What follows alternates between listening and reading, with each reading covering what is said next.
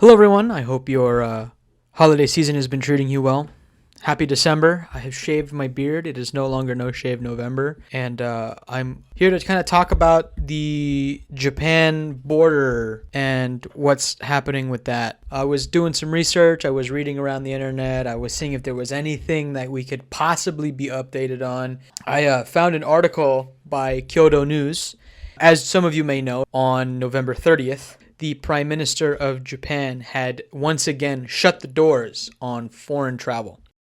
最悪の事態を避けるために、緊急避難的な予防措置として、まずは外国人の入国については、11月30日午前0時より全世界を対象に禁止をいたします。オミクロン株についての情報がある程度明らかになるまでの念のための臨時異例の措置であります。Which is a stark contrast of the easing restrictions that were put into place on November 8th, allowing business travelers, students, and technical trainees into the country. And what does that mean, though? It basically states that any person from any country from outside Japan coming into Japan is not allowed. There's one stark contrast to that rule, and that is for Japanese nationals and residents of Japan. They get to come back to Japan, mind you, with some sanctioned quarantine things, like a 14-day stint in one of their quarantine hotel locations. Japan has also decided to cut back on people allowed to come into the country per day. What was once 5,000 people is now 3,500 people.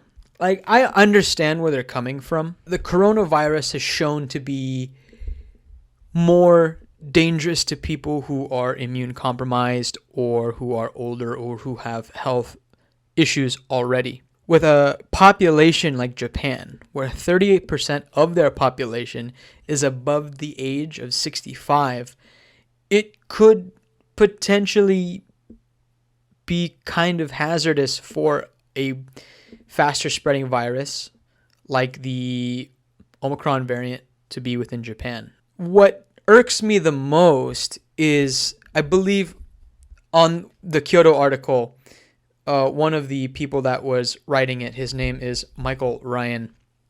This is what Michael Ryan says about Japan's travel bans. He says, "I find it hard to understand the principle. Does the virus read your passport? Does the virus know your nationality or where you are a legal resident? Our concern here is that we apply public health principles, not political principles, to selecting measures that are used to control the spread of diseases," Ryan says at the press conference on Wednesday. The idea that you can put a hermetic seal on most countries is frankly not possible. And I would agree with him there. You see, if the Prime Minister's whole ideology was to protect his people, then he would just cut off all people coming into the country regardless of their nationality, right? If you truly didn't want the virus in the country, then you wouldn't let anyone in regardless of their nationality, even if they are a Japanese national or a resident within the country. Because it doesn't matter what nationality you hold, you are just as likely to contract a virus regardless of where you've been. And so these people that are coming in from other countries that are Japanese nationals actually pose the greatest risk to the country because they're coming from a foreign place and they're coming back to Japan, potentially harboring some sort of virus. And I think that that is what I find it hard to swallow the most. Not so much that, people aren't allowed into the country. I understand. Sure, right? But when it comes to imposing these things on other people, but not also imposing them on your own people, it's just a massive double standard. It's not that you care about the people in your country. It's that you don't want foreigners in your country. And that's what it looks like. Like, I agree that countries should be cautious.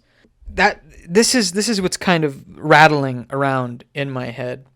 And here's my solution to all this. Because, I mean, if I state a problem but don't state a solution, then I'm just complaining, aren't I? So here's my solution. Why don't you give foreigners the same opportunity that the Japanese nationals have? Allow them to be a part of the 3,500 people you're letting in. Put them under the same stringent code that you're allowing these Japanese nationals to come in.